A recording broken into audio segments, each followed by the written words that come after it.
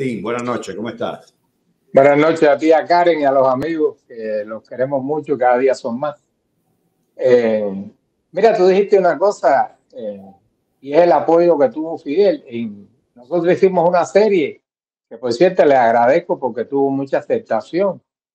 Hubo miles y miles de oyentes, esa serie de los presidentes. Y en cada uno de esos presidentes, desde Estrada Palma hasta Batista, se dieron sus luces y sus sombras, se vieron los hospitales que construyeron y las escuelas, e incluso el deporte, porque fíjate, esa es otra rama que se explota mucho, ¿no? Que Cuba en deporte no era nada, pero eso es para hacer un programa aparte.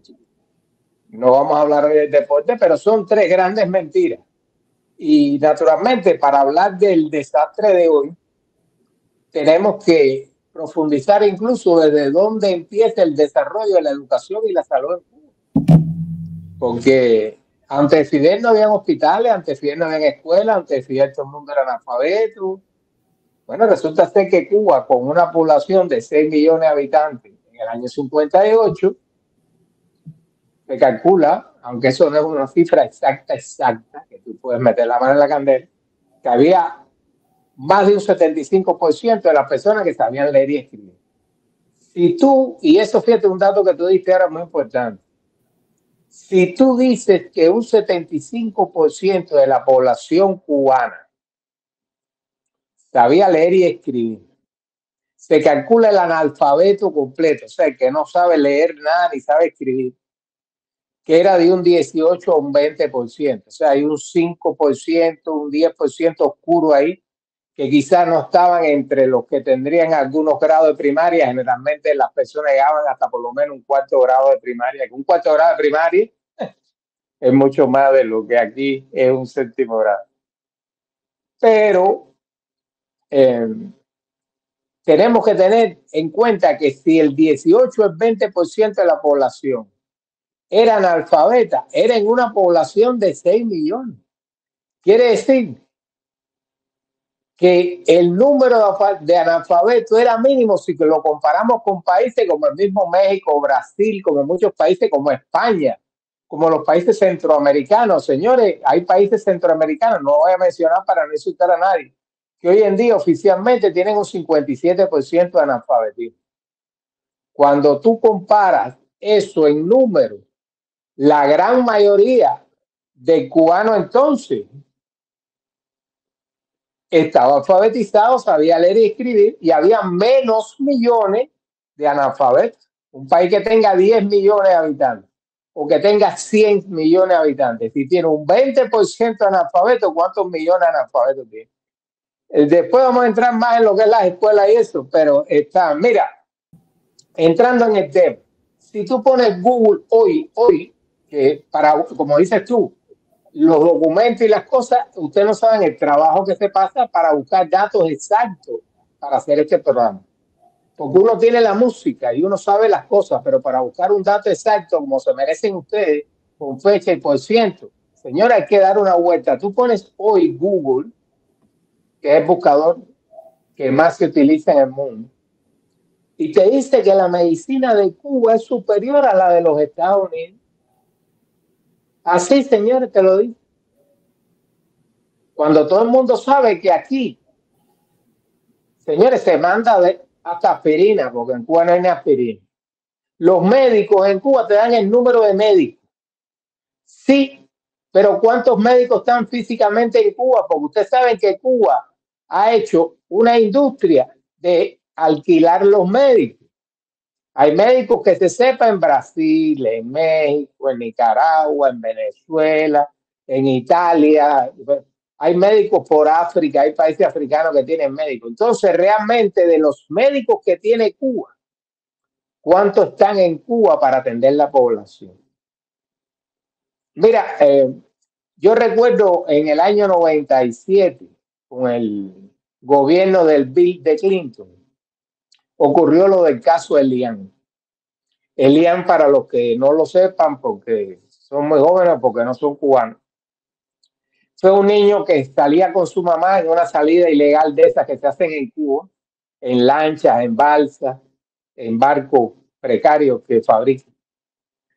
Y llegando ya casi a las costas de la Florida, el barco se hunde, la mamá muere y el niño queda vivo porque la mamá lo pone en un salvavidas, en algo que flotaba. Lo recoge un pescador americano, ustedes saben la historia.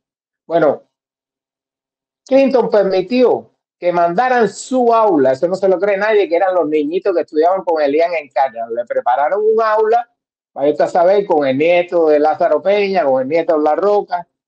Se los mandaron para acá vestiditos de pioneros, con una maestra que era la maestra Elian. Eso no se lo cree nadie, que van a mandar a una mujer que sea la maestra de Elian a Washington, aquí, Washington, D.C. en los Estados. Y Clinton fue uno que alabó el sistema de educación de Cuba y el sistema de salud. O sea que eso se viene repitiendo, lo hizo Obama cuando la visita de Cuba, que se regodean en decir que la enseñanza y la salud es gratis. Bueno, empezando que no es gratis, porque cuando tú te gradúas de lo que te gradúes, tienes que trabajar donde el gobierno te ubique y por el salario que te ponga, porque hay un salario fijo y está estipulado, un médico gana tanto, un cirujano tanto, un ingeniero tanto. Entonces, ¿de qué es gratis? Aparte que se iba a la escuela al campo, yo no sé si se sigue yendo ahora a los 45 días. Sé que las escuelas en el campo, de eso vamos a hablar, desaparecieron, que eran escuelas que eran becas, que los muchachos vivían ahí, trabajaban en la mañana o en la tarde y en una sesión trabajaban en el campo, en otra estudiaban en el aula y así. Yo no sé si tú sabes si la escuela al campo es de 45 días, eso sigue todavía. Eso se ha disminuido mucho, pero eso y las escuelas en el campo, ambos era esclavitud infantil, porque mi primera escuela al campo fue con 12 añitos. Eso es esclavitud infantil. Sí, porque iba con séptimo grado, esa es la edad de séptimo grado de 12 años. Recuerdo que no era yo el único, éramos muchos que teníamos entre 12 y 15 años. Eso es esclavitud infantil. No se nos pagaba nada, se nos ponía a trabajar allí. Para mí, nunca le sacó el régimen un gran provecho, pero la esclavitud infantil existió porque nos ponían a trabajar. Y después, cuando tú estás en un aula secundaria o liceo, como se dice, y tú estudias una sesión y la otra trabajas en el campo, te estás pagando los estudios. ¿De qué me vienes a mí a decir que es gratis? Adelante, Martín. Bueno, yo te puedo dar los datos. En los años 70, que fue, yo trabajé en educación finales de los 60, 70, hasta que me votaron, me expulsaron de educación por creencia religiosa, por problema político. Eso es otra cosa, que el maestro allí lo pueden expulsar por cualquier cosa. No te preocupes, que aquí estamos ya alcanzándolo. No te preocupes. Sí, no, aquí sí. Y yo tenía los datos del Ministerio de Educación, que la educación de un muchacho en Cuba, poniendo los salarios que ganaba un maestro, que era una basura, poniendo que no había materiales prácticamente. Las escuelas, recuerden que las escuelas fueron las mismas escuelas que el gobierno se robó. Las escuelas privadas, las escuelas públicas y muchas casonas, por ejemplo, en el Vedado había muchas casas, de esas casas de 2 plantas grandes, que se fueron del país y el gobierno las cogía y las hacía una escuela primaria, digamos, una escuela secundaria. Entonces a ellos no les costó nada, ellos no construyeron esas escuelas, se cogieron las que estaban, que vamos a hablar de eso con la ley de intervención en el 61. Dice que un muchacho más o menos ganaba, costaba al Estado de 170 a 180 pesos cubanos. ¿Tú crees que tú trabajando 45 días en el campo, que tú dices que no le sacó provecho? Yo te digo que sí, porque tú tenías que dar un informe de producción y los muchachos sí producían donde no había mano de obra. O sea, la escuela en el campo, igual que las escuelas en el campo que se construyeron para vivir ahí, se hicieron en zonas que se fueron quedando vacías. O sea, que los guajiros se habían ido, o bien se habían ido del país, como muchos de ellos, o bien ya habían abandonado la agricultura y se habían ido para Habana, eso buscando un trabajo mucho más fácil que la agricultura. O sea, sí. Ok, sí se le sacó. espérate, te voy a poner el comentario en perspectiva. Ahora, si me hablas de recoger tomate, recoger papas, determinadas cosas específicas, es posible que ahí el gobierno le haya sacado un provecho. No el provecho que debe, porque no hay como el campesino, pero son productos perecederos, pero muy fuertes. Ahora, en el tabaco, te aseguro que lo que hacíamos era acabar, porque acuérdate que el tabaco, como el melón cantaloupe, mira, es de mucho ojo, y el melón cantaloupe lo tienes que virar para acá. Ahí sí acabábamos. En el tabaco yo no creo que el gobierno hubiera sacado grandes cosas, pero tú sabes que el gobierno falsifica las etiquetas y falsifica todo. Así que seguro dejaba pasar lo puro o lo tomaba para el consumo nacional, y lo que hacían los campesinos era lo que exportaba. Pero bueno, Martín, haya sacado provecho o no el gobierno, lo cierto es que es esclavitud infantil. No, es cierto, el tabaco, o sea, esos trabajos especializados, igual que cortar la caña y eso, esos niños tan chiquitos no rinden, pero te digo, era eso o dejar que se pudriera porque en esa zona no había nadie. O sea, si un guajiro iba a recoger 10 cajas de tomate y los muchachos recogían 7, mira, esas 7 por lo menos se salvaban porque ahí no había nadie para recoger. O sea, al final es cierto que, y mira, con el tabaco, lo que era recogerlo y eso, pero los muchachos los montaban en parihuela, los llevaban, trabajaban en la casa de tabaco, subiéndolo y dándoselo a las mujeres que lo torcían. O sea, cumplían. Incluso en el tabaco, que es tan especializado, y ahí te doy la razón, ahí sí era un desastre eso, pero yo lo vi. A mí me tocó el tabaco algunas veces y los muchachos para poner la postura y eso era un desastre, pero no son, a mí eso me importa. Mira, una de las cosas que tienen hoy en día las escuelas, lo que es primaria, secundaria y preuniversitario, y he hablado con alumnos que fueron alumnos de nosotros. Por cierto, ayer, el otro día pusimos la foto de Mireya, que tuvimos su cumpleaños, era profesor de geografía, trabajó con nosotros, iba al campo con nosotros. Fue que los maestros hoy en día, muy pocos son graduados. O sea, se están improvisando maestros. Muchas veces son los mismos alumnos de grados superiores que dan las clases a los grados inferiores, en el caso del pre y en el caso de la secundaria, en el caso de la primaria no. Yo, por ejemplo, conozco una muchacha que trabajó conmigo, que ella quiso estudiar aquí enfermería. Ella venía de Las Villas y ella le chocó las asignaturas de química y de biología, porque me dijo, Martín, a mí lo que me pasó es que yo hice el preuniversitario becada. El tiempo, ella era una muchacha joven, tenía 25, 26 años. Me dijo, yo hice el pre-becada, o sea, lo que es el bachillerato, los últimos años de la enseñanza, el 10 al 2. Y yo no tuve maestro de biología, ni tuve maestro de química, ni de matemática. A nosotros no nos daban clases. Si estábamos en décimo, nos daban los de 11. Si estábamos en 11, nos daban los de 12. Y en 12 no tenemos nadie que nos daba clases. Y nosotros pasábamos así, con un repaso, para hacer las pruebas que nos daban los alumnos más adelantados. Entonces, ahora yo estoy chocando y yo quiero estudiar enfermería aquí en este país. Y yo me doy cuenta que de química, de matemáticas, estoy muy floja. Y de lo que es biología, eso yo no sé absolutamente nada. Y eso fue una muchacha que llegó aquí después del 2000. O sea, estamos hablando ya el deterioro que va teniendo por ahí. De los alumnos que fueron alumnos nosotros que estudiaron en la IDO, la misma escuela que estudiaste tú, sabes que tienes muchos que te ven y que se comunican con nosotros, porque nosotros damos clases y vivíamos en el Vedado, era el barrio de nosotros. El barrio de nosotros estaba los vecinos y los vecinos eran alumnos y era el área. Me han dicho, Martín, a mi hijo le tocó ir, o sea, los que fueron alumnos de nosotros en los 60 y los 70, a mi hijo le tocó ir después a la misma Guido Fuente. Y yo, cuando había una reunión de maestros, los maestros que tenían mis hijos, y después los maestros que le tocaron a mis nietos, porque ya hay alumnos de nosotros que son abuelos, dicen nada que ver, los maestros nada que ver con la época que claro, nosotros trabajamos en una época que habíamos personas jóvenes, cuando que yo estaba en los 20, y habían todavía profesores que tenían 50 y 60 años que venían de doctores en pedagogía el tiempo antes. Incluso ahí en la Guido habían 2 o 3 maestros que habían sido dueños de escuelas pequeñas, academias, pero habían sido hasta dueños de escuelas y no les quedó más remedio que seguir trabajando y aparentar.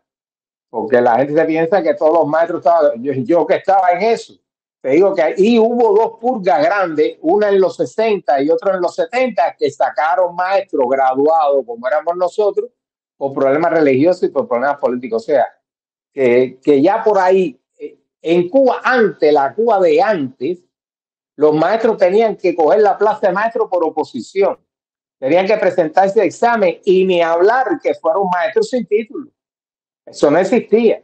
La escuelita privada más chiquita o la escuela más grande pública o la más lejana de un barrio, de un pueblo, de cualquier provincia de Cuba, no había un maestro que estaba dando clases si no tuviera un título de magisterio.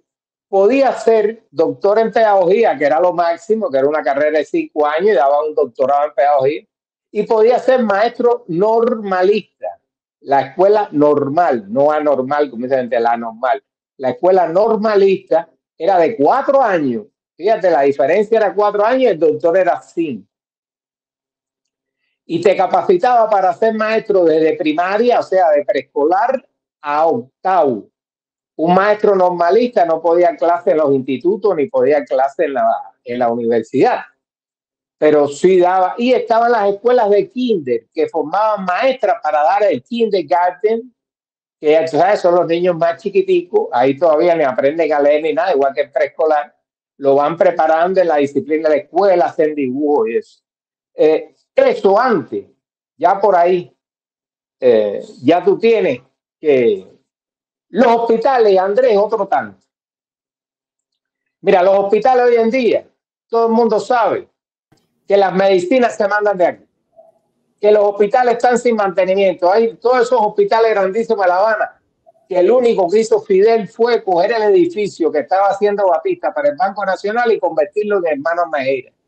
Porque en Cuba, en La Habana, Fidel no ha hecho ningún hospital. Estaban todos hechos. Ahí tienes el Calixto arriba de ti. Ese es el Calixto García. Mire, señores, el Calixto García. El Calixto García se empezó en la época de la colonia. Claro, era de madera, eran barracas. Lo siguieron después con la intervención americana, que vamos a hacer una parte con la ventaja de la intervención americana, porque en salud pública y en educación, lo que ganó Cuba con la intervención con la primera, la segunda ya lo dijimos en la serie, que no aportó nada para Cuba, incluso fue pérdida para Cuba. Pero lo que ganó Cuba en la primera, en educación y salud, lo vamos a decir, pero esos son capítulos aparte. Mira, los hospitales hoy en día los han dejado destruir, las ventanas no tienen ni persianas. Los baños. Míralo ahí. Mira ese baño. Mira ese baño. Los baños no tienen agua, tienen que coger un cubo y echarle porque no puede jalar, no puede flochar el baño, no puede jalar la cadena porque no hay agua. Y están los pisos. Así mismo, señores, eso está en los salones de operación a la entrada. Los salones de operaciones están contaminados porque muchas veces no hay ni cloro para desinfectarlo. Yo he visto fotos de salones de operaciones que generalmente son de losa, no son de... no están pintadas las paredes, son de losa para que sea más higiénico. Que así entre las losas están como cuando una ducha tú no la limpia bien, que se pone oscura, que se pone negra, que crea un moho negro. Señores, salón de operaciones es así. Entonces, la gente sabe que al enfermo que ingresa hay que darle la sábana, hay que darle la toalla y hay que darle la comida, porque la comida es un desastre. Vamos, porque acuérdate, hay mucha gente. Primero, hermanos que no son cubanos. Segunda, cubanos que si te he visto Cuba no me acuerdo, no han ido más, no lo saben. Y por más que le digamos, Martín, eso si no se vivió, no se cree. Entonces, por favor, esto de llevar la sábana, explícalo en detalle, llevar la sábana, el jabón, todas estas cosas.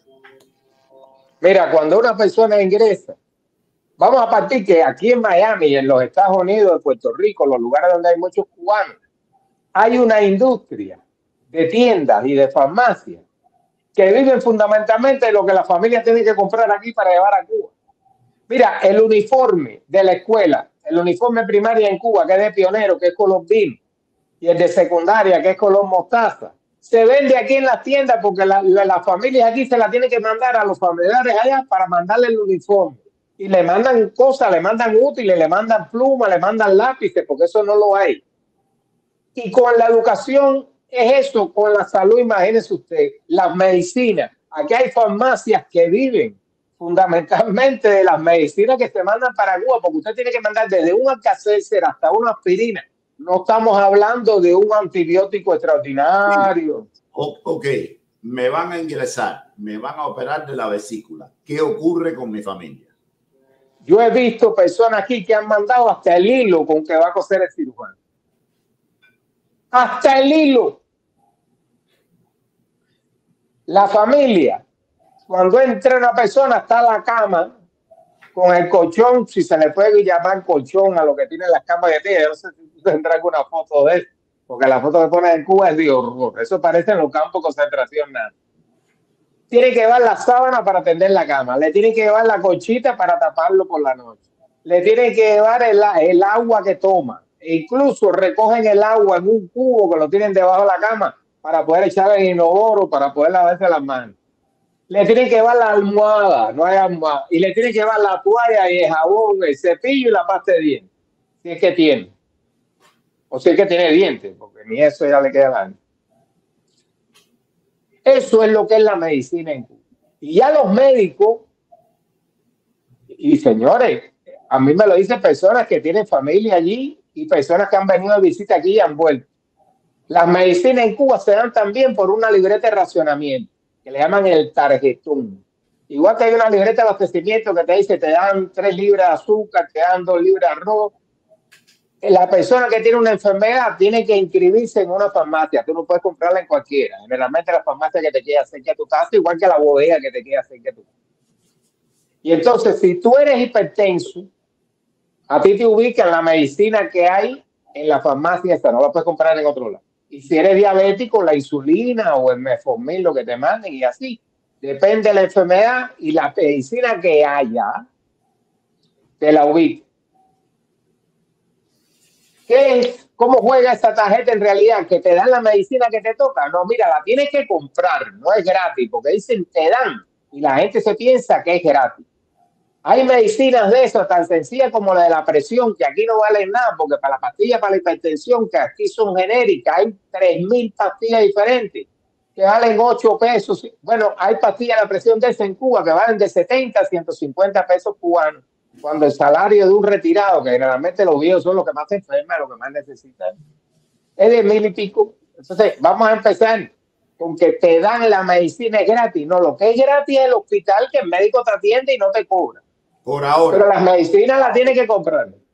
Bueno, si eres cubano, porque ya le están cobrando a los que van de visita, a los cubanos extranjeros que lo van a hacer. Ahora, por el otro lado, para que el médico te atienda y te ponga un turno y te salte los turnos, las familias aquí le mandan dólares para que toquen al médico, que eso se está viendo mucho. Para que el médico te haga una operación o te ponga en la lista de la operación. En Cuba los hospitales no tienen rayos X.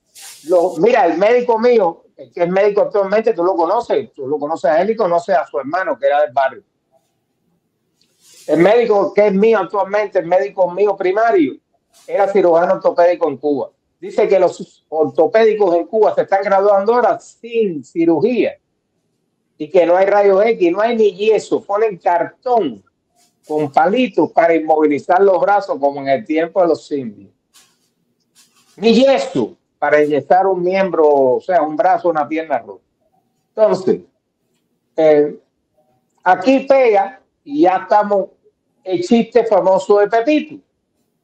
Pepito está en el aula, la maestra le está dando su adoctrinamiento en la clase de historia. Tú sabes que historia y español son 2 asignaturas que todo es política. Si te mandan a hacer una composición, en vez de decir hago una composición sobre la primavera, te mandan hago una composición de por qué el Che Guevara era el guerrillero heroico, y ahí te meten la muela. O sea, historia y español es puro marxismo, pura ideología. Y la maestra está diciendo que los 3 logros de la revolución, que es lo que vamos a tratar hoy, es la salud pública, la educación pública y el deporte. Y Pepito, usted levanta la mano y dice, maestro, usted se pasa la vida hablando de los 3 triunfos de la revolución. Bueno, yo le voy a preguntar a usted, ¿cuáles son los 3 fracasos más grandes de la revolución? Fracaso. 3. Sí, 3 iguales. Dice, no sé, el desayuno, el almuerzo y la comida. Sí. Esos son Porque es que eso de cacareado, de educación, todo es una mentira. Y el deporte, tú sabes que se ha caído Cuba extraordinariamente también. Pero bueno, eso es para hacer un programa aparte. Mira, en Cuba, los hospitales que están se están cayendo. El de la esquina de la casa de nosotros, el infantil se derrumbó. Y el infantil era una belleza, era el prototipo del Art Deco de los años 30. Mira, en Cuba habían hospitales infantiles, o sea, hospitales nada más para atender niños. Hay pocos países que no fueran desarrollados que tuvieran hospitales. Los hospitales generalmente eran generales para niños viejos, como los tiros bastidores, unita de niños. Se están derrumbando los que habían. Se han construido, tal vez en el interior se han construido algún hospital. En La Habana, ya le digo, el único que yo conozco que hicieron fue, porque ellos lo que sí han cogido clínicas, que antes eran clínicas privadas, y la han convertido en hospitales, pero ya eso eran clínicas, como es el caso de la Día contra el Cáncer. Mira, en Cuba habían hospitales infantiles, hospitales de maternidad. La Habana solamente tenía 2, Maternidad Obrera en Marianao y la del Vedado en Línea y H. Eso era gratis. Todo eso que estoy mencionando son hospitales gratis. Y había una cosa que empezó en Cuba desde la colonia, y tú sabes por quién, apoyado por la Sociedad de Amigos del País, estamos hablando de los 1700, en que se combinaba tanto para la UCIDA. Yo estoy yendo a los dos bandos porque es que los dos se parecen mucho en su desarrollo. Tanto en la educación como en la salud, se iba creando y combinando las escuelas privadas para los que lo podían pagar, junto con las escuelas públicas, y se iban desarrollando también las instituciones de salud privadas, que eran llamadas clínicas mutualistas, conjuntamente con la salud pública. El hospital de Calixto García, Reina Mercedes, el infantil, los de maternidad, todos esos hospitales eran gratis. Pero había también clínicas como fundamentalmente empezaron con sociedades que venían de qué, de los españoles, el Centro Gallego, el Centro Asturiano, la Quinta Dependiente, que esos tenían hasta panteones. Mira la tumba de mi familia, donde está mi abuelo, mi papá, mi abuela, que era una tumba que está de las primeras del cementerio, porque mi familia viene de antes, de 1900, los primeros abuelos que llegaron. Yo sabes, estaban cuando la guerra de independencia. Yo conté que mi abuela se quedó huérfana en la guerra de independencia, porque era español el padre, no porque era bambí. Yo siempre estaba del otro lado. Yo no estaba con los bambí. Esas sociedades tenían panteones multifamiliares, o sea, casitas de apartamentos para los muertos, y tenían clínicas. Todo eso fue llevando a que Cuba había un desarrollo. Señores, yo estaba en la clínica que era el Sagrado Corazón, que estaba ahí en 4 y 2 de Vera. Era una de las más caras y valía $3.25 al mes.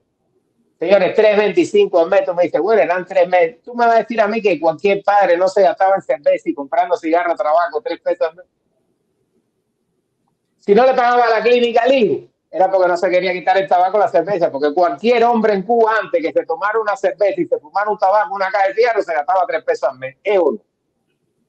Entonces, si tú no tenías esa clínica es porque tú no querías sacrificarte, pero a tu hijo tú le podías pagar una clínica con $3.25, con $2.75. Había clínicas de $1.75 y 2 pesos. En el mismo Vedado, el Santo Ángel era una de las más baratas, que era chiquitica, que estaba cerca ahí de Sagrado Corazón. Y el Santo Ángel valía, creo que era $1.75 al mes. O sea que eso se fue integrando. Mira, Cuba tuvo integrado en el mismo hospital ortopédico una sala, un piso de corazón abierto, operaciones de corazón, operaciones torácicas, donde se operaba corazón abierto en el año 56. Fíjate, en los Estados Unidos, en el año 54 se hicieron las primeras operaciones de corazón abierto, porque el problema no solo era abrir el corazón, que tú sabes que hay que picar el esternón, hay que separar las costillas, o sea, hay que abrir el capó completo cuando tú abres el capó de un carro, para ver el motor completo. Sino que tú tenías que tener una máquina que bombeara y que respirara por ti, porque no hay quien trabaje ahí con los pulmones respirando, pensando que si tú quitas las costillas, los pulmones no se pueden mover, porque los pulmones los pulmones no tienen movimiento propio como el corazón. El corazón es un músculo cardíaco que se mueve solo. ¿sabes? Sístole, diástole, se contrae arriba, se contrae abajo. Los pulmones no, los pulmones como una masa, como una esponja, que los músculos de las costillas, al tú respirar, por eso es lo que abre el fuelle, es como un fuelle, los pulmones son como unos fuelles que echan aire. Cuando tú abres eso, que tú inmovilizas ya las costillas, si tú no tienes una máquina que respire por ti, que circule por ti, tú te mueres. No hay ningún cirujano que pueda trabajar con eso moviéndose. Entonces, esa máquina se crea en los Estados Unidos primero en el año 54 y se empieza a operar. Cuba en el 56 ya la tenía. Y la tenía ahí en el hospital ortopédico, que era gratis. No era uno para los supermillonarios, para los Mena, ni para los Sarranes. No. Y se hicieron ante la revolución ya 600 operaciones de corazón abierto, con la técnica que había en aquel tiempo. En aquel tiempo todavía no se hacía el trasplante de corazón, eso se empezó a hacer aquí en los 60 y en los 70 fundamentalmente. O sea, lo que se hacía en los Estados Unidos se hacía en Cuba. En Sudáfrica el trasplante, el doctor Christian Barnard. Y fue en el 68, creo. 60 años. Entonces, fíjate, el ortopédico fue uno de los primeros en América, conjuntamente con Estados Unidos, en tener las máquinas de rayos X. Estoy hablando a principios del siglo XX cuando salieron las máquinas de rayos X. Muy pocos países latinoamericanos, para no decirte ninguno, no sé, tenían. O sea, sé que cuando lo tuvo Cuba, lo tenía Canadá y Estados Unidos, y Cuba fue tercera en tener, igual que fue Cuba uno de los primeros en el oncológico que trataba el cáncer, en tener la máquina de cobalto para dar las radiaciones. O sea que se empezó a tratar el cáncer con radiación.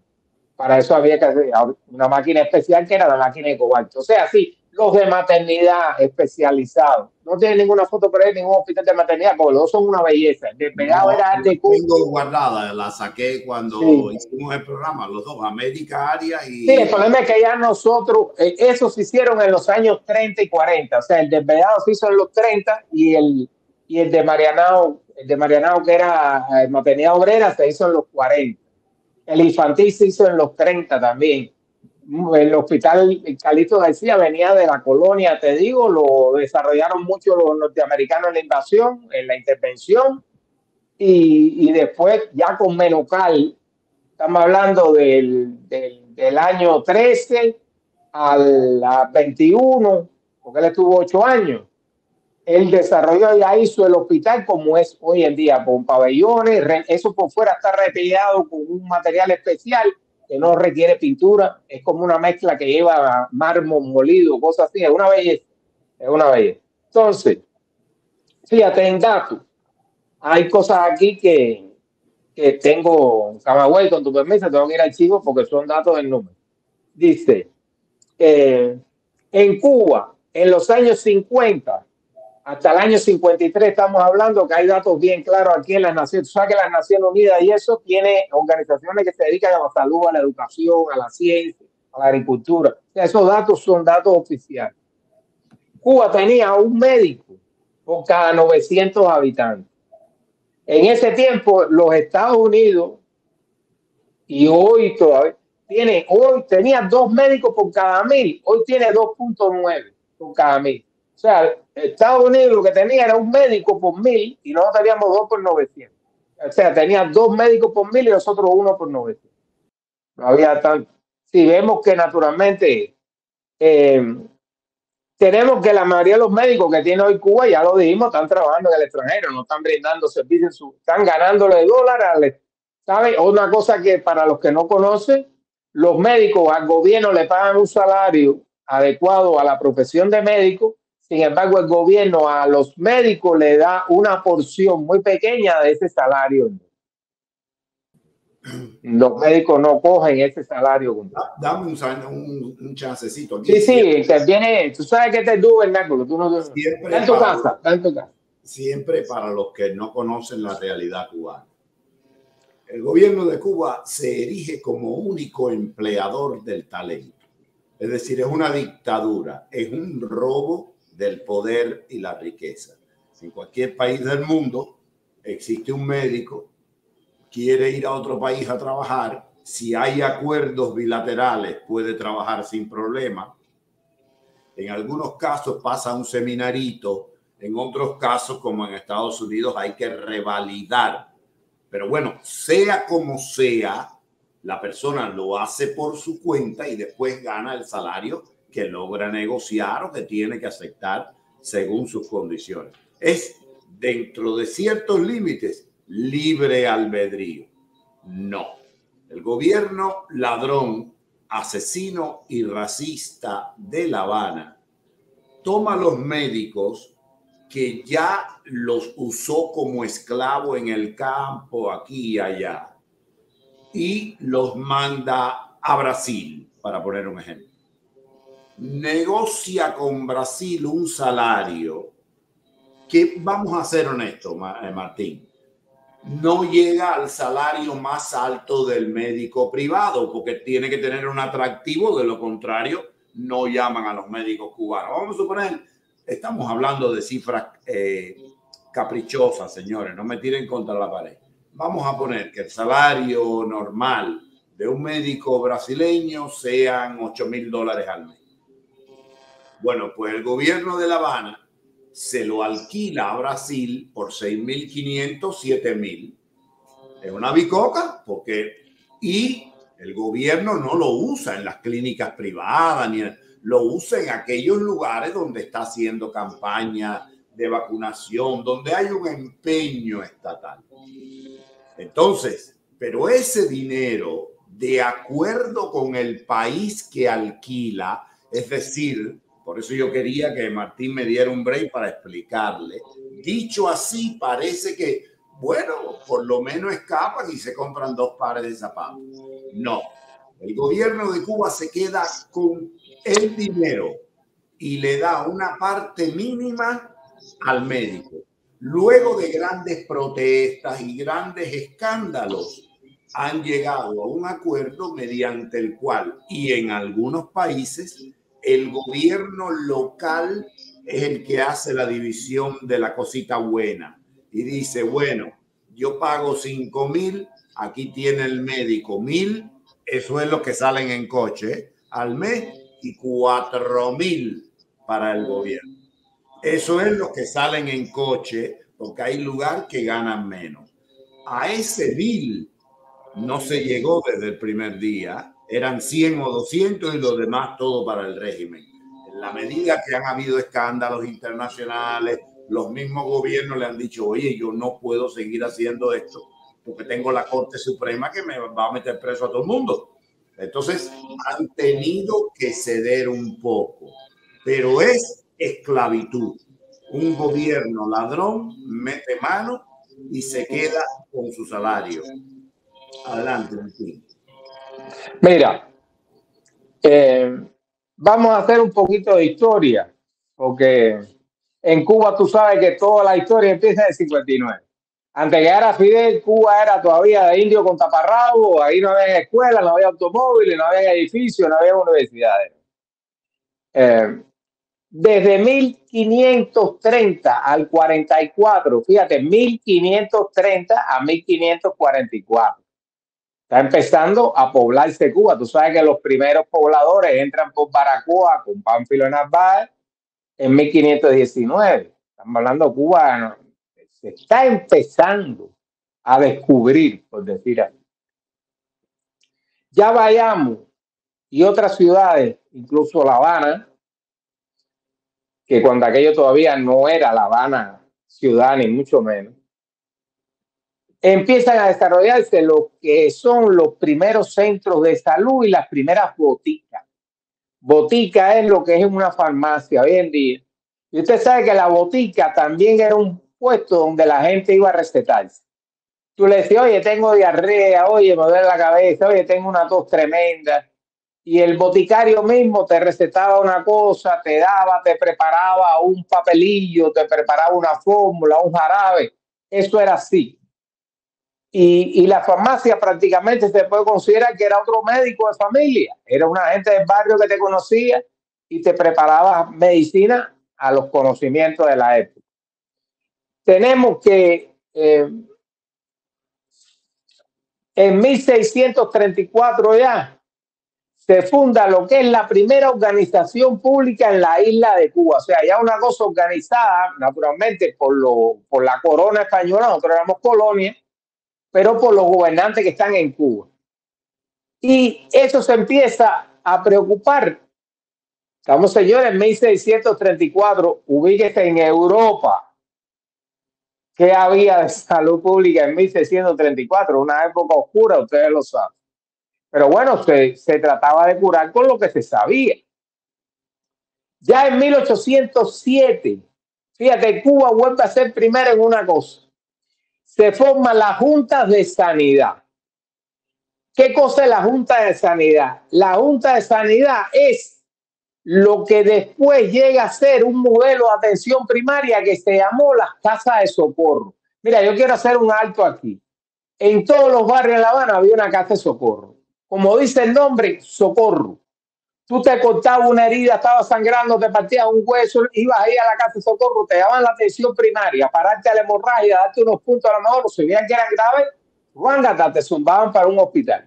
En Guanabo, yo me enterré hierro, a mí un día me cogieron un anzuelo en la cabeza, ahí me cortaban la pita, el niño iba corriendo, estaba ahí en Quinta Avenida, en el cuchillo de Quinta Avenida 500, la casa de socorro ahí.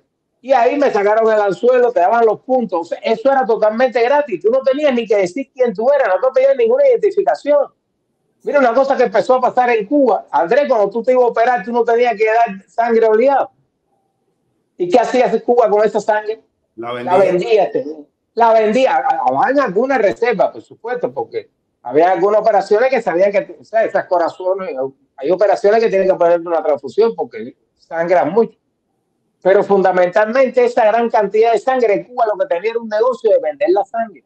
Y entonces, ¿cuánto vale una pinta de sangre que le trajeron en dólares? Eso vale dinero, es caro. Entonces, si tú para hacerte una operación tienes que llevar el hilo, la sábana, el que se dio, y de contra tienes que dar sangre, generalmente no eres el mismo enfermo, sino un familiar, como tú ibas a hacerte una operación, tú no querías dar sangre. Pero señores, esa pinta la vendía en el extranjero, ya tú no estabas pagando el ingreso. Estaba pagando el ingreso porque es que la gente no razona en eso. Cuando ya eso era muy normal en Cuba. No, mira, mi mamá la van a operar, tengo que dar sangre. A veces había personas que tenían hepatitis, o sea que después que tú tienes hepatitis, alguna enfermedad de estas, te prohíben dar sangre. Tú tenías que correr, ¿te acuerdas? Pedirle a un amigo, Uño, por favor, dámele sangre, Andrés, que mi mamá la van a operar, yo no le puedo dar, tú sabes que yo tuve hepatitis, no me aceptan la sangre. Tú tenías que hacer todo ese llantén y a veces tenías que pagarla para que alguien diera sangre por ti. Estabas pagando la operación. Bueno, no estamos hablando de miles, pero es que tampoco el servicio que te da en Cuba vale 1.000. No es como aquí. Oye, mi esposa la operaron aquí de corazón abierto y por Dios, yo pensé que yo estaba hospedado en la Casa Blanca. Y te limpiaban, cada vez que entraban, usaban un trapeador distinto, nuevo, y venía después un inspector con un guante blanco. Yo pensé que yo estaba en West Point. ¿Te acuerdas de la escuela de cadete que venía un tipo con un guante blanco? A veces había polvo. Tú sabes que después que limpiaba pasaba un inspector por el piso. Ella estaba en el salón era un piso de corazón abierto, cardiología. Era gente que todo el mundo ahí estaba delicado. Y el tipo con un guante blanco revisaba en la cama, las mesas y eso, a ver si había polvo, se vean limpiando. Increíble. Eso en Cuba, vaya. No hay ni guante blanco, vaya. Entonces, ya que en 1902 el doctor Diego Tamayo Figueredo, que fue ministro de Gobernación, crea lo que se llama la Secretaría de Beneficencia y Sanidad. Se usaba la palabra beneficencia y en beneficencia no solo eran los niños huérfanos, que nosotros ya hablamos de la Casa de Beneficencia, la Ciudad de los Niños y eso, que le daban instrucción primaria superior, le daban escuelas, talleres, sino también ahí las mujeres iban a dar a luz, o sea, a tener sus hijos. Cuando se hablaba de beneficencia era como una maternidad también. Y eso fue, señores, lo que se considera en el mundo, oigan bien, el Ministerio de Salud Pública. En el mundo no había un Ministerio de Salud Pública como tal.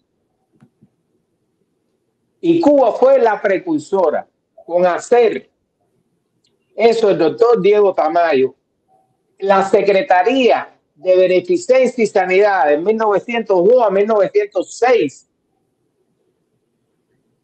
creó lo que después en muchos países ya se llama Ministerio de Salud Pública. Eso no lo tenía. O sea, salud pública solo, como educación solo, no era un ministerio. Integraba a lo mejor en otro que sería gobernación o sería servicios sociales, no sé, tendría otro, pero ministerio para ocuparse nada más que de la salud, eso solo se hizo en Cuba por primera vez. Está que ya a partir de finales del siglo XIX, principio, se empiezan a hacer lo que estaba hablando yo, las sociedades esas, las clínicas mutualistas, que son las que dan pie después a las clínicas privadas. Las clínicas privadas que hacían un servicio complementario un poco más exclusivo, un poco más pequeño que lo que daba, pero lo mismo que se hacía. Mire, señores, y eso vamos a recalcarlo, lo mismo que se hacía en una clínica privada se hacía en un hospital público. Incluso los mejores médicos de Cuba, por prestigio, tenían una cátedra en el Calixto García y esos hospitales reconocidos. No había un médico que, por muy encumbrado que estaba, con mucha clínica privada que tuviera y tratara a los millonarios, no tuviera una cátedra o atendía un salón en el hospital Calixto García. Igual que los médicos, los abogados, los políticos en el Senado, fíjate, senadores y representantes, tenían cátedra en los institutos. En el instituto que estudiamos tú y yo, el de Pedao, el de La Habana, el de Marianao, habían estas personas que trabajaban como catedráticos. Unos daban historia, otros daban lengua, otros daban matemáticas, los médicos daban biología y tenían una cátedra. Fíjate qué nivel. Es más, había muchas escuelas privadas, después vamos a ver el número de escuelas que había, que te autorizaban a dar clases en la casa. Tú tenías un solo patrón, igual que había un patrón en salud pública, que en educación había un patrón, que eso lo implantaron los americanos cuando intervinieron en el 98. Los programas se tenían que cumplir en todas las escuelas, si fuera la escuela más cara de Cuba, o así si fuera la escuelita pública más barata, barata no, porque no costaba nada, en el pueblo más o en el barrio más pobre de Cuba. Todos seguían el mismo programa. Entonces, todo eso queda fiscalizado o bien por el Ministerio de Educación o bien por el Ministerio de Salud Pública, que es como se llamaba. Todos tenían que regirse por un mismo programa y se tenía que dar la misma calidad. Todo eso está de más decir que en el año 61-62, después que llegó quien tú sabes, todo eso se nacionaliza. Fíjate la palabra que usan ellos, nacionalizar. ¿Nacionalizar qué? Si eso era de los cubanos. Eso era de Cuba. Ellos usaron nacionalizar primero para quitarle las empresas a los americanos. La ESO, la Shell, la Avon, la Pepsi-Cola, la Coca-Cola. Bueno, ahí sí se puede decir nacionalizar porque eran empresas norteamericanas. También los centrales norteamericanos, que ya eran muy pocos. Pero ¿cómo tú vas a nacionalizar la escuela y un hospital y una clínica que es de un cubano? Bueno, usaron eso, intervinieron. Eso fue el año 61. Al año 62, Fidel empezó con que las escuelas privadas, como las que eran católicas, porque había escuelas católicas, había escuelas protestantes, Candler College era bautista o presbiteriano, las escuelas maristas, La Salle, eran católicas, Belén. Dijeron que los curas estaban haciendo contrarrevolución con los muchachos. Eso fue apoyado por discursos de Armando Har. Armando Har era el ministro de Educación en aquel tiempo. Y eso dio pie a que nacionalizaran también las escuelas religiosas. Por ahí no quedó títere con cabeza. Y después ya no quedó ni una escuelita de esa chiquitica.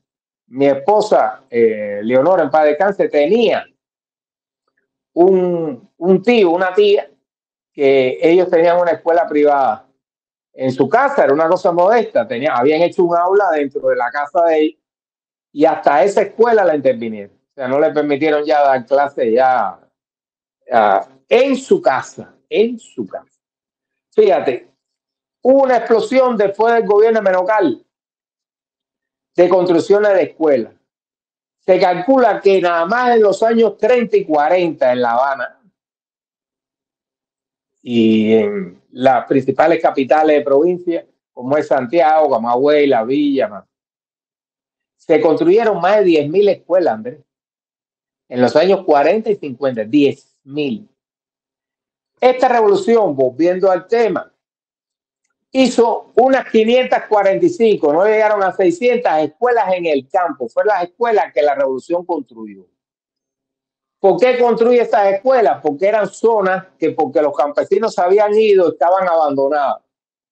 Y entonces, para poder seguir cultivando ahí, seguir atendiendo la agricultura en esa zona, eran zonas frutales, de vianda, de raíces, lo que fuera, tomate. Construyeron las escuelas. Estas escuelas, que fueron menos de 600, en lo que ha hecho la revolución en 64 años, ya se abandonaron. Ese plan fracasó, se abandonaron. Hay muchas escuelas de esas que están totalmente abandonadas, entre ellas las escuelas vocacionales como la Lenin, que en un momento determinado, mira, se crearon institutos como el Cepero Bonilla, la Lenin. Fueron escuelas que se hicieron para los muchachos que se destacaban. Fueran ahí a estudiar, eran muchachos que iban por arriba de la media, eran, por decir la palabra mal usada, los más inteligentes, los que más se destacan. Mire cómo está, esta es la Lenin hoy, ¿no? Mire cómo está la Lenin hoy. Esas son las escuelas que hizo Fidel después de la revolución, que no llegaron a 600 y ya las abandonaron. Y en Cuba se hicieron 10.000 en los 40 y en los 50. Entre públicas y privadas, entre ellas la Salle que estudié yo, que era la Salle que estaba en el centro cívico. Por eso yo vi construir toda la construcción de la Plaza de la Revolución con el obelisco, con Martí. Yo pasaba, yo vi construir todo eso. Eso yo dije que era la Loma de los Catalanes, ahí había una iglesia que era la ermita de los catalanes, y ahí lo que se criaban chivos, vacas, se ordeñaban leche, se sembraba cosas, berros sembraba, habían chinos que sembraban berros. Se llamaba la Loma de los Catalanes, donde está la Plaza de la Revolución. Yo vi convertir la Loma de los Catalanes en la Plaza de la Revolución, porque mi escuela quedaba ahí. Esta escuela fue la última Salle que se hizo. La Salle que estaba en el Vedado era más antigua, que por cierto tenía una escuela tecnológica superior, la de la Salle. Habían 5 universidades en La Habana, en Cuba. 21 institutos de segunda enseñanza. 21. Fíjate, La Habana solamente tenía 5. El segunda enseñanza era la enseñanza superior ya, previa a entrar a la universidad. Tú tenías que tener hasta 8º grado para empezar a estudiar en el instituto de segunda enseñanza, que era lo que se llamaba el bachillerato, que es lo que se llama hoy, preuniversitario. Tú tenías que haber dado de primero a 8º. Y entonces terminabas ahí los 5 años de bachiller, que es lo que hoy en día es de 10º, o sea, de 9º, 10º, 11 y 12 era. Que actualmente es 10º, o sea, la secundaria de hoy en día incluye el 9º. Habían 21, La Habana tenía el del Vedado, que estudiamos tú y yo, el de La Habana, el de Marianao, el de La Víbora y el de Winnes. El de Winnes, ¿tú sabes quién lo hizo? Laredo Bru, el presidente Laredo Bru en los años 30. Laredo Bru, acuérdate que era vicepresidente Miguel Mariano Gómez. Miguel Mariano Gómez es el primer presidente que sale electo por una elección en el año 36, después de todo ese periodo de que se va Machado, sube Batista como jefe de la Fuerza Armada con el golpe del 4 de septiembre del 33. Todo ese rebolico que vimos, la cantidad hubo presidentes que duraron 6 horas, hubo presidentes que duraron 3 días, hubo un presidente que más duró fue Grau, que duró 100 días, y fueron en realidad 132. Bueno, del 33 al 36 hubo todo el rebolico ese, que el que mandó fue Batista. Y el primer presidente que sale es Miguel Mariano Gómez, hijo del presidente José Miguel Gómez. Tiburón se baña para San Pico. El del monumento bellísimo ese que estaba en la esquina de tu casa. GI 27. GI 29, ¿no? El 29. Y ¿el 29 o 27? 29. La 29. La rotonda de 29. La rotonda de 29. Mira, Miguel Mariano renuncia, se queda Laredo Bru y es el que hace el instituto de Winnes. ¿Por qué hace un instituto en Winnes? Porque fíjate, La Habana tenía en el Vedado, en La Habana, que es La Habana Vieja, que fue el primer instituto que se hizo en La Habana, es el más antiguo, se llama José Martí. estaba el de Marianao, que ya era más afuera de la ciudad, y Marianao llegaba hasta La Lisa, toda esa parte ahí, y estaba la Víbora, ya cubría toda esa parte ahí, Víbora, Santo Suárez. Por cierto, ¿tú te acuerdas del tiempo que a Fidel le decían Santo Suárez? ¿Tú te No, acuerdas? ¿Tú sabes por qué le decían Santo Suárez a Fidel? no. Para no decirle Víbora, pues. ¿Sabes que Víbora y Santo Suárez está donde? Pero oye, hoy hablo Santo Suárez.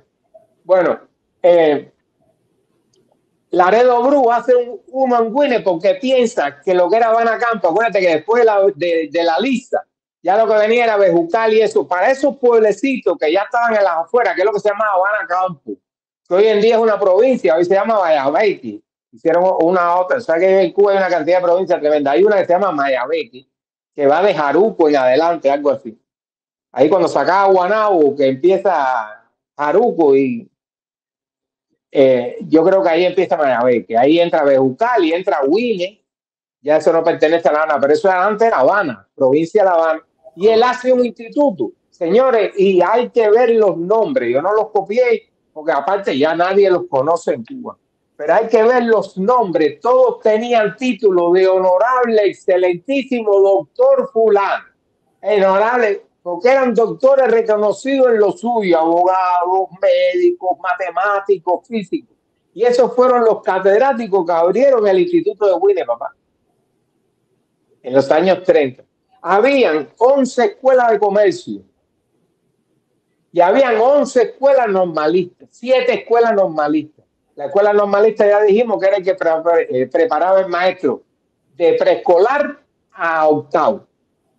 Y estaba el doctor en pedagogía, que era lo que ya estaban preparados para dar clases, lo que era en el instituto o en la universidad. Había muchos que daban clases en la universidad. Si nosotros vemos así lo que es hoy la salud pública y lo que es hoy la educación, señores, el que se crea el cuento de que la salud pública de hoy y la educación de hoy es superior a lo que había en la República, como dices tú, con todos los problemas que habían y por haber, porque sabemos que en el campo, en los lugares más intrincados, era difícil que llegara la salud, la educación, había que sacar el guajiro a veces enfermo en un mulo, todo eso lo sabemos. Pero si tú comparas, hoy en día tenemos el carretón de mulo en La Habana para llevar al enfermo. Tú has visto fotos de una vieja en una carretilla de construcción llevándola para el hospital porque no hay ambulancia. En La Habana. Una viejita en una carretilla, señora, de construcción, como si fueran ladrillos. La llevan así por una emergencia para el hospital, pero la vieja se está muriendo, la llevan en una carretilla. O la tiene que montar arriba un caballo. Y estamos en La Habana porque no hay ni. ¿Tú has visto las ambulancias? Están haciendo ambulancias con carretones a los mulos. A los mulos le ponen un trapo verde, ¿sabes que los salones de operaciones tiene el color verde? Le ponen un trapo verde por arriba al mulo, pues digo, para vestir al mulo de enfermera verde, para que se vea que es una ambulancia. Esto es la tapa del pomo. Mira, hay dos cosas que yo quiero destacar y voy a dejar una cosa relacionada con el ajedrez y con el padre de la patria, lo voy a dejar para cerrar el programa. Ya estamos en tiempo. Estamos tratando de hacer el programa en 1 hora y pico y eso para que Andrés pueda dar su resumen. Mira, la ocupación de los Estados Unidos en Cuba dejó un saldo positivo en muchas cosas. Pero como estamos hablando de salud pública y de educación, le voy a decir que el gobernador, el interventor, nombra a un doctor en pedagogía norteamericano de nombre Alexis Frey, que fue el encargado de poner en Cuba el sistema de salud pública. Estamos hablando ya con la intervención americana, 1898, 1902. ¿Verdad que en 1902, el 20 de mayo, se entrega a la República Estrada Palma, el primer presidente cubano, Cuba independiente? Este señor, Alexis Frey, crea un sistema único para toda Cuba, lo mismo sean ciudades que campos, de escuelas públicas, y pone las asignaturas por grado que se tienen que impartir pone cómo se pasa de grado, cómo se hacen las promociones, qué tipo de exámenes se tienen que hacer. Ponen los métodos y las asignaturas que tienen que ser idénticas en todas las escuelas de Cuba. Y comienza a proveer de uniformes, pizarrones, pupitres, mesas a las escuelas. Eso lo hacen los americanos, señor. Sin dinero. ¿Por qué? Porque Cuba termina la guerra de independencia, ustedes saben, en quiebra. Ustedes, de eso lo habló el otro día incluso Leonardo Calvo, que hubo una política de tierra arrasada que entre lo que hizo Valeriano Weile, que reconcentró a los campesinos y desarrolló una pila de epidemias en la que se muere mi bisabuela, y con la tierra arrasada de Maceo y Máximo Gómez, Cuba estaba en quiebra. O sea, Cuba no tenía fondos, un centavo no tenía. Los americanos tienen que ponerlo todo. Ya en la segunda intervención, sí había dinero y los americanos cobran la intervención. Por eso la segunda intervención no fue nada beneficiosa, porque ya había dinero en la República. Ya Estrada Paz me había dejado más de 25 millones, señores. Ubíquese, 25 millones en 1906. Y los americanos sí cobraron los servicios que dieron en la segunda intervención. En la primera, todo eso salió del bolsillo aquí de contribuyentes americanos. Desde los pupitres hasta los libros de texto, las libretas, los lápices, todo lo que hacía falta para abrir. Los americanos dejaron más de 1.900 escuelas públicas en Cuba, señor. 1.900 dejaron los americanos. Y Fidel lo que más hizo fue menos de 600 escuelas en el campo. Las demás escuelas estaban hechas y este la robó. Muy jamón es. O las casonas de 2 y 3 pisos que las familias se habían ido para los Estados Unidos, lo convirtió en una escuela. No invirtió un centavo, nada más que hizo 600 escuelas, incluyendo la Lenin y eso, que ya ustedes ven cómo están. Todas están abandonadas, todas están cerradas. Las escuelas que siguen dando clases hoy en día eran las escuelas que estaban antes de la revolución. Entonces, 1940 exacto, fueron las escuelas que dejaron los americanos. Y le habían dedicado un 25% del presupuesto nacional. Eso también era número 1 en el mundo. Del presupuesto nacional que tenía Cuba, el 25% se utilizaba en la salud pública. Eso no lo tenía ningún país en el mundo, esta cantidad de dinero para la educación, perdón, para la educación pública. No lo tenía ningún país. Enrique José Varona, ya después de la República, Enrique José Varona es quien instituye lo mismo que hizo ese americano, pero en los institutos de segunda enseñanza. Ya la educación primaria la dejó establecida este señor con los planes de estudio, promoción y estas cosas. Y entonces Enrique José Varona se mete en lo que es la enseñanza secundaria, esos institutos que llegaron a haber 21, como te digo. Habían en todas las provincias, La Habana tenía 5. Pero Santiago creo que tenía 2 o 3 y así, o sea, Oriente, había uno en Holguín, había uno en Santiago Seguro, tenía Camagüey, tenía Matanza, todo. Entonces,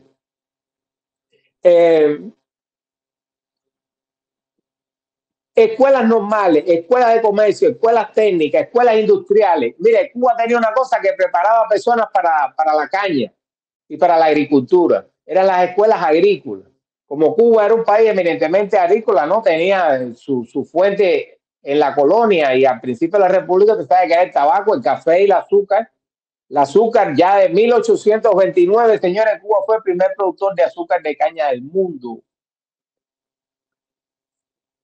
En el año 29, Cuba era el segundo exportador de café después de Brasil. Cuando aquello Colombia no exportaba esa cantidad de café que exporta hoy, ni Jamaica tampoco. Era Brasil número 1, Cuba número 2 en café. Y el tabaco no tengo que decírselo, era el mejor tabaco del mundo. Esa era la fama que tenía Cuba, el habano Cuba. Entonces, tenía escuelas de comercio que era especialmente para las personas que se iban a dedicar a los negocios, lo que es aquí Business Administration. Y tenía las escuelas de kindergarten, ya se preparaban. O sea, porque fuera kindergarten, no quiere decir que la persona que estaba al frente de esos niños era cualquiera. Los maestros de kindergarten pasaban sus estudios para ser maestros de kindergarten. Saber qué hacer con los niños. No era para ponerle uno ahí como, o sea, que en los círculos infantiles en Cuba lo que tenían era una tía. Era una mujer que la ponían ahí para cuidar a los niños. Pero esa señora no había pasado ninguna escuela. no tenía un título de maestra de kindergarten, eran cuidadoras. Estaban ahí como tú le dejas la casa a un niño tuyo, un nieto se lo deja a una vecina. No quiere decir que estaban preparados. Entonces, hay una parte que con eso quiero terminar, que es el ajedrez. Mira, el ajedrez en Cuba, y esto tiene que ver con la educación, porque para jugar ajedrez tú tienes que tener cierto nivel. Empieza en Cuba estimulado por la corona española, Andrés, y eso yo me desayuné con esto preparando el programa a usted, no piense que eso yo me lo sabía. Por eso le digo que uno dando clases y uno hablando de estos programas aprende mucho porque te obliga a buscar. La corona española fue la que hace mayor énfasis en el desarrollo del ajedrez en Cuba. ¿Por qué? Porque en España se jugaba mucho ajedrez. Fíjate, ya hay un señor que se llama Celso Golmayo de la Torriente, que era un abogado residente español en Cuba, que fue el primer campeón ajedrecista cubano no oficial, porque no era un torneo oficial, pero fue un torneo nacional en 1862. Fíjate, este señor tuvo un hijo que él se llamaba Celso Golmayo, él tuvo un hijo que se llamaba Manuel Golmayo, que ese sí ya fue campeón nacional, era cubano, y ese sí no era español, había nacido en Cuba. Fue campeón nacional de España de 1912 a 1928, o sea, ya participó en un campeonato oficial. Ese que había ganado el padre en el 1862 no era un campeonato oficial, era un campeonato que se hacía en Cuba, pero no estaba reconocido. Y este que gana el hijo, que fue campeón nacional de España, siendo cubano, fue campeón desde 1912 hasta el año 27 y participó en la Olimpiada de Londres en el 27 y fue a la de Praga en 1931. Ese era un cubano antes de Capablanca. Todo el mundo sabe que después Cuba en el año 27 tuvo del 21 al 27. En realidad fue campeón mundial Capablanca, José Raúl Capablanca, que jugó con Alequín y con muchos campeones mundiales súper conocidos. Este sí fue ya, este cubano, José Raúl Capablanca, fue campeón nacional y fue campeón mundial. El caso del otro fue nacional de España y el otro fue nacional de Cuba. Fíjate, hasta un dato que yo no sabía tampoco era que el padre de la patria, Carlos Manuel de Céspedes, era un gran ajedrecista, al extremo que él tiene un libro que se publicó en Cuba, que no lo escribió él de ajedrez, sino que hizo la traducción. Eso fue antes de alzarse, antes de 1868. Carlos Manuel de Céspedes hizo la traducción de un libro de ajedrez que se llamaba La lógica del ajedrez. Lo tradujo del francés al español. Y eso se fue publicando en Cuba en un periódico por capítulo. O sea, él él traduce el libro y el libro se hace asequible a todo en Cuba que le gustaba el ajedrez, porque un periódico lo empieza a publicar por sesiones, para que el que le gustara el ajedrez compraba el periódico y coleccionaba eso y tenía el libro. O sea, que en aquel tiempo los libros eran bien caros, no todo el mundo podía comprar un libro. Y eso fue Carlos Manuel de Céspedes el que lo hizo.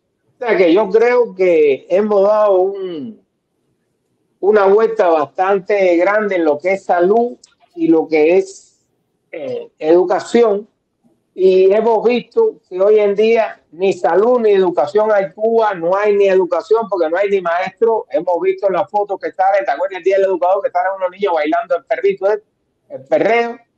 La maestra en chancleta, con una eso, baja y chupa.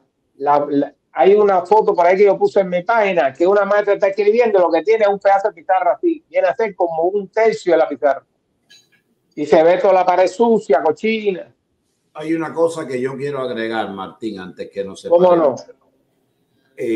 Tú recordarás mejor que yo que al principio de la farsa de Castro ya se había quitado la careta en parte, pero bueno, no vamos a entrar en eso ahora. Nuestros profesores y todavía ese famoso secretario del PRE, los que hicieron junto conmigo el PRE del Vedado, el Instituto Superior, que después se llamaba Saúl Delgado, no puede, antes del año 73, 74, no podrán dejar de recordar un mulato claro de piel, él siempre muy arreglado, con el cabello bien recortado, en traje. Para mí tenía un solo traje y una sola camisa, porque cuando él se ponía frente a la luz se le veía trasluz. Ese todavía sigue siendo para mí el ejemplo de dignidad más grande que la vida me ha dado. Cómo una persona puede ser materialmente pobre, pero espiritual, conductualmente a la altura de cualquier cuna. Aquel mulato iba con su pañuelo aquí, como se usa en los sacos. Ahora se ha dejado de usar un poco, pero el pañuelo siempre fue una prenda que se dejaba ver un filito muy estrecho y generalmente jugaba o con las medias o con la camisa, dependiendo. Y él, con el calor de Cuba, Martín, imagínate, no había aire acondicionado en el PRE. No, no hay ninguna escuela con aire acondicionado. Tú lo veías así, mira, así, siempre. Aquel hombre era el secretario. Imagínate los profesores. Cuando llega Calígula con su revolución, de las primeras cosas que se hacen es vulgarizar y banalizar desde la educación hasta la vida la palabra señor, y el público me dirá si miento. La palabra señor se prohibió. Te miraban atrás. Había que decir compañero. Incluso, no quiero decir que te obligaban a tutear, pero casi. Solamente a las personas muy mayores o muy altas políticamente, tú los tratabas de usted. Todo, casi lo demás era tú. Vulgaridad en los ritmos, vulgaridad en la música, que se confundió con popularización, con democratización. Algunos lo confundieron de verdad, otros siguieron la agenda. Y esto hizo que se echase a perder, más allá de los profesores perdidos y de todo, todos estos buenos profesores que quedaron hasta el final, desde Humberto Galiz Menéndez hasta María Dolores Ortiz, Gustavo Duboché, bueno, Vasconcelos murió temprano, y otros, simplemente se arrinconaron, se autocensuraron. Ellos llevaban su vida, pero era todo muy discreto porque no se iban a poner contra la corriente. Tú te dabas cuenta en el modo de hablar nada más, cuando te recomendaban un libro, cuando ya entrabas en confianza con ellos. Es decir, y eso también me recuerda mucho a lo que estamos viendo aquí en los Estados Unidos en este momento, el abaratamiento de la educación en manos de una mafia sindical, la educación en manos de la Cuarta Internacional. Fíjense que cada vez que hablamos de algo, vienen las similitudes entre aquel fatídico otoño del 58 y este tórrido, cada vez más tórrido, verano del 2023. Dime si quieres decir algo más para seguir con el show. Estaba revisando, se me olvidó decir que la intervención americana fue la que puso en el currículum de la escuela las clases de dibujo, las clases de artes manuales, después eso se llamó artes industriales. Yo me recuerdo que te enseñaban lo mismo a hacer un empalme eléctrico, corriente directa, qué sé yo, que te enseñaban en un torno de madera a tornear la madera, que te enseñaban cosas así, prácticas. Las muchachas le enseñaban cosas de costura, bordado. Habían unas escuelas del hogar también que se preparaban esas maestras, que eran las que daban esas clases. La escuela del hogar te preparaban a ti para lo que se supone que hacían, o sea, que las mujeres generalmente en aquel tiempo eran amas de casa, no trabajaban. lo que tenía que hacer una señora en su casa, lo mismo podía arreglar una cosa eléctrica, una plancha, que podía aprender a cocinar, que podía aprender a tejer, que podía aprender a surcir. Entonces, esas cosas se enseñaban eso lo puso y con la educación física también. O sea, en España, aunque empezó con los movimientos, eso como hablamos de la Sociedad Amigos del País, eso dándole un impulso a la educación. Después que empezó la guerra, eso ya de 68 a 78, después la guerra del 95, España descuidó bastante esa parte, porque es que España estaba en quiebra. Para que España se desmoronó, perdió toda la... Primeramente sufrió la invasión de Napoleón, que la gente no de España, mientras que no, en Cuba y en los países de América Latina se estaba peleando para independizarse. España estaba peleando para independizarse de los franceses y Napoleón había tomado España. Eso la gente no lo sabe mucho. Napoleón estuvo en España del 8 al 13 y puso al hermano de José Napoleón I, rey de España. Muy pocas regiones de España quedaron fuera de manos de los franceses. Entonces, también puso educación física. Que por cierto, aquí la educación física se ha perdido, la música, y pusieron música también. Nosotros dábamos clases de música y yo me acuerdo que Leonor siempre me decía, pero qué descarado tú eras, tú dices que a ti te hubiera gustado estudiar esto y lo otro. Si ustedes cuando estaban en la clase de música, lo que se ponían era tocar conga. No, pues, la maestra, pobrecita, la maestra de música eran una viejita, flaquita, casi siempre solterona, llevaban su long play con Mozart, con Beethoven, y nosotros empezábamos a ponerle música atrás de Beethoven. Era un sabotaje del caso. Entonces, eso...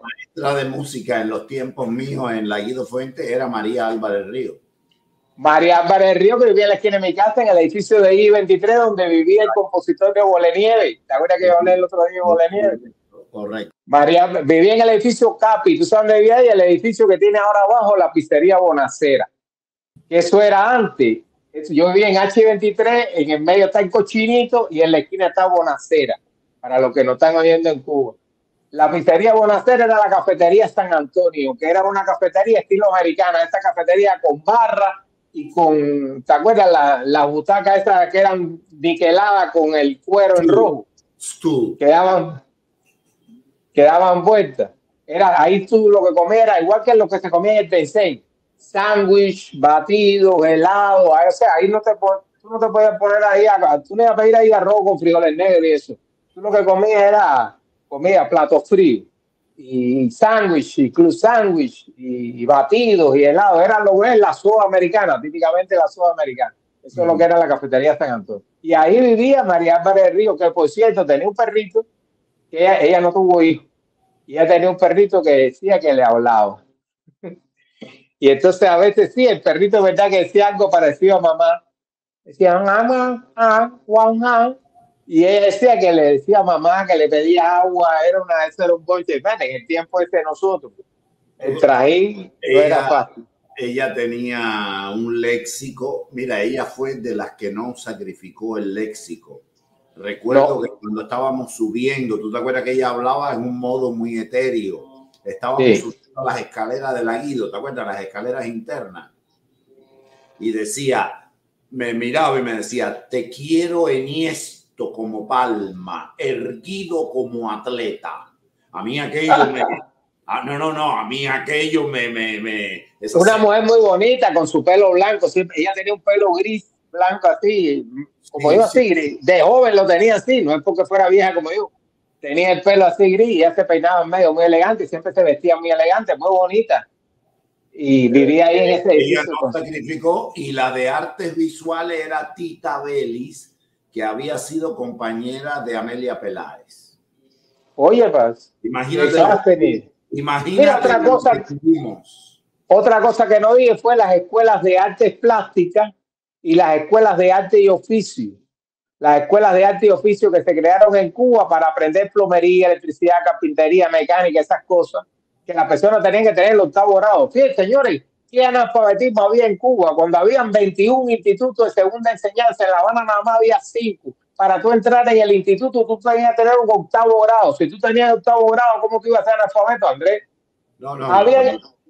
Para entrar en las escuelas técnicas, en la escuela de comercio, en la escuela normal, Porque, mira, la escuela normalista, otra cosa que tenía es que el muchacho no tenía que tener bachiller. El muchacho terminando octavo podía entrar en la escuela normal porque estudiaba 4 años ahí, o sea, hacía lo que era el bachillerato, al mismo tiempo que se preparaba como maestro. O sea, al final tenía bachillerato y al mismo tiempo ya sale, pero no podía dar clase en la universidad ni en los institutos, podía dar clase hasta octavo grado nada más. Entonces, había las escuelas de comercio, las escuelas de artes plásticas, las escuelas de comercio, las escuelas de arte y oficio, las escuelas técnicas, las de dibujo, las de arte, ¿cómo se llama? San Alejandro. ¿Escuela de qué? San Alejandro, ¿cómo era? De dibujo, pero no sé, la escuela de arte. No, escuela San Alejandro, yo siempre la conocí como San Alejandro. Sí, que es una escuela bellísima que está ahí cerca del una escuela de Bellas Artes. Pero... Bellas Artes, es como le llamaban, que era dibujo, escultura y eso. Entonces, para entrar en todas esas escuelas, señores, ¿quién iba a esas escuelas? ¿Y quién iba a La Salle, a los Maristas, a Belén, al Apostolado, al Sagrado Corazón, que era escuela de niñas y de varones? ¿Quién iba entonces si en Cuba todo el mundo era alfabeto y nadie tenía dinero? Por Dios, oye, 10.000 escuelas se construyen en los años 40 y 50. ¿Quién llenaba esa escuela, Andrés? Los marcianos no fueron. Sí, porque, oye, eso era capitalismo. Tú no construyes un restaurante de lujo en el desierto porque ¿quién va a comer? Los camellos. Sí, exacto. Si tú haces 10 restaurantes porque no es un desierto. Correcto. Y si tú haces 10.000 escuelas porque hay alumnos, ¿eh? No estaban pidiendo limosna a los niños en la esquina ni limpiando parabrisas. Porque las escuelas se tienen que llenar. Hay maestros primarios en Cuba llegaron a haber más de 30.000 maestros primarios. ¿A quién le daban clase los 30.000 maestros? Es entonces, fíjense, saquen cuenta y no se crean el cuento de la revolución. Digan, bueno, ¿y quién construyó la calle Carlos III? ¿Quién construyó el Vedado? ¿Quién construyó Miramar? ¿Quién construyó el túnel? ¿Quién construyó para vivir? ¿Quién? Si todo el mundo era pobre. ¿Quién construyó el Country Club? ¿Quién vivía ahí? Marcianos con dinero, porque 3 americanos que venían. Ahí vivía Dupont, Rockefeller y... Mentira.